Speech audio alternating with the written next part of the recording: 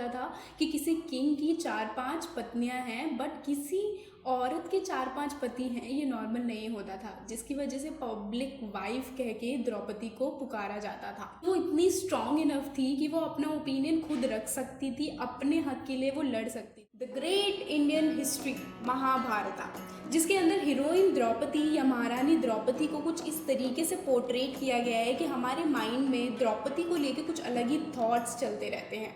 हमें लगता है द्रौपदी एक बेचारी अबला नारी है, जिसके साथ भरी सभा में जिसका वस्त्र किया गया था और किसी ने भी उनकी हेल्प नहीं की थी, नॉट इवन उनके हस्बैंड ने।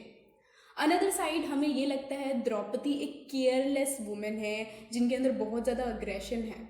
जिस तरीके से वो कर्ण को सूत पुत्र बोलती हैं, जिस तरीके से वो दुर्योधना जब पानी में गिरता है उनके ऊपर हंसती हैं, तो हमें नहीं लगता कि द्रौपदी ओवरऑल एक कोई रिस्पॉन्सिबल वुमेन है, एक स्ट्रॉन्ग कंपेनियन और वॉरियर हैं। तो आज की इस वीडियो में हम ये सारे आउटलुक्स को हटाकर द्रौपदी के बारे में जानेंगे कुछ अलग।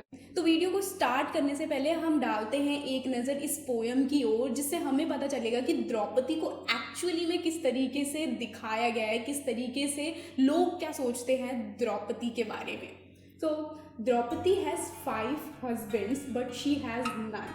She had 5 sons, was never a mother. The Pandavas have given Draupadi no joy, no sense of victory, no honor as wife, no respect as mother. ये पोयम है Kurukshetra, which is written by Amrita Shyam. तो चलिए शुरू करते हैं इस video को, और आज की इस वीडियो का टाइटल है Draupadi as a strong warrior.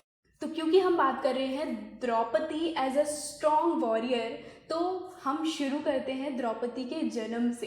तो द्रौपदी का बर्थ हुआ था फायर के थ्रू। द्रौपदी के पिता थे द्रौपद, जो कि आधा पांचाल हार जाते हैं द्रोणा से। द्रोणा जो कि कौरवास के आचार्य होते हैं, तो द्रौपद अपने राज्य पांचाल को आधा हार जाते हैं द्रोणा से, जिसके बाद उन्हें ये पता होता है कि उनका कोई भी सन इस केपेबल नहीं है कि वो द्रोणा को हरा सके। जिसके बाद वो याचना रखते हैं और एक पुत्र की मांग करते हैं, तभी उन्हें पुत्र होता है धृष्टा अग्नि के थ्रू, और एक पुत्री होती है द्रौपदी।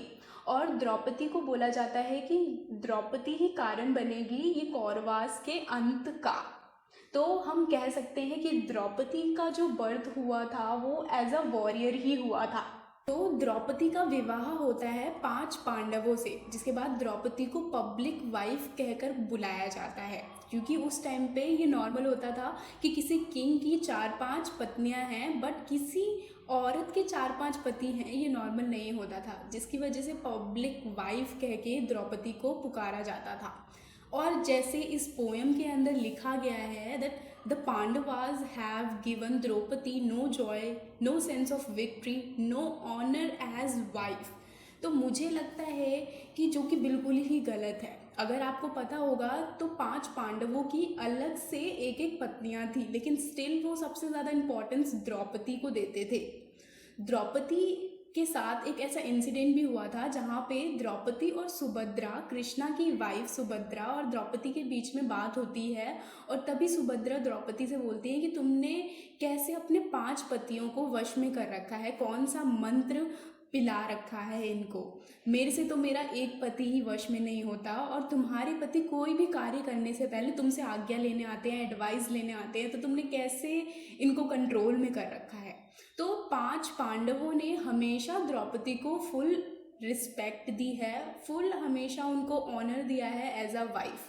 और रही बात, जैसा हमें लगता है और ऐसा बताया भी जाता है कि द्रौपदी बहुत दुविधा में थी 5 पांडवों से विवाह करने के बाद, जो कि एक्चुअली में नहीं था। द्रौपदी को कोई प्रॉब्लम नहीं थी पांडवों से विवाह करने में। अगर उनको कोई प्रॉब्लम होती तो वो इतनी स्ट्रांग इनफ थी कि वो अपना ओपिनियन खुद रख सकती थी, अपने हक के लिए वो लड़ सकती थी।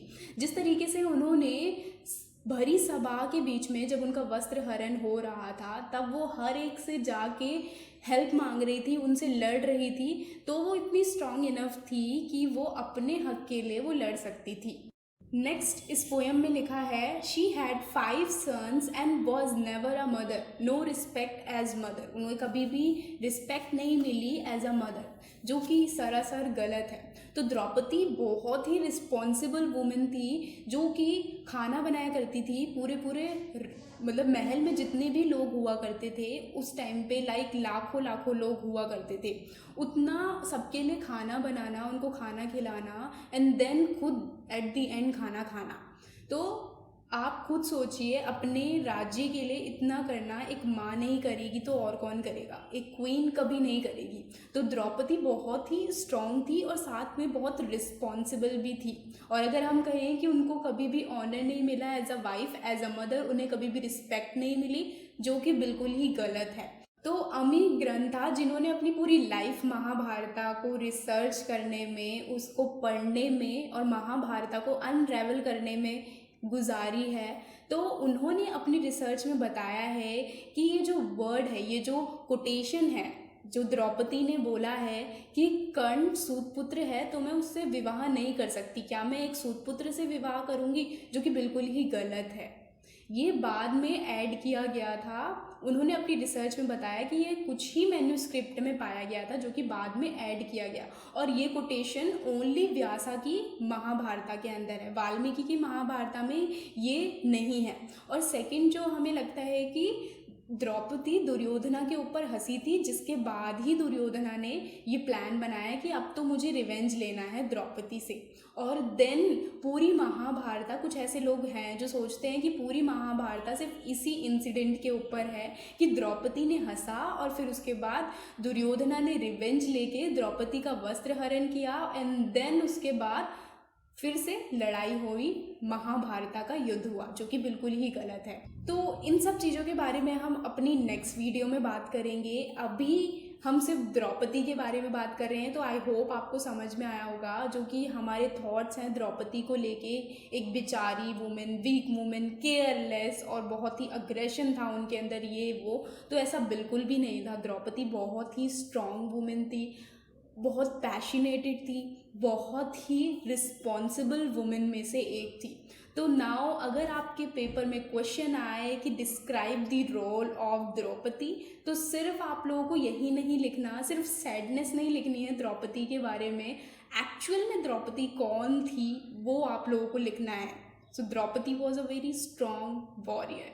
सो I hope you guys like this video, and इस वीडियो से आप लोगों को बहुत ज़्यादा अलग इन्फॉर्मेशन मिली हो। और अगर आप चाहते हैं कि मैं इसी तरह और इन्फॉर्मेटिव वीडियो बनाऊं, so please do comment down below, and you can like this video, share this video with your friends and family. And मिलते हैं मेरी नेक्स्ट वीडियो में, तब तक के लिए बाय।